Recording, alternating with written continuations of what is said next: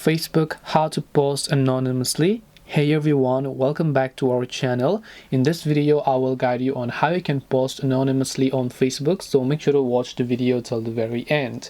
So if you would like to post something anonymously on Facebook, you can only do this on Facebook groups. You open up Facebook and then you have to go to your groups by simply tapping the three lines option here, selecting the option called groups, and then selecting the groups on which you would like to post something. So let's say you select a certain group from here on which you are a part of, and if you would like to post something anonymously, instead of just tapping on the write something option, right under it you'll find one of the options that says anonymous post. So right here you can see it, anonymous post option. So make sure to tap on the anonymous post option here and then just tap the got it option here, and after that you just want to make sure to enter what your post is about. Select photo, videos, hit the post option, and then you'll be able to make an anonymous post on Facebook. This way you'll be able to post anonymously on Facebook. Hope this video was very helpful. If you have got any more questions, then feel free to also leave them down below. Thank you for watching till the end of this tutorial, and see you soon in the next video.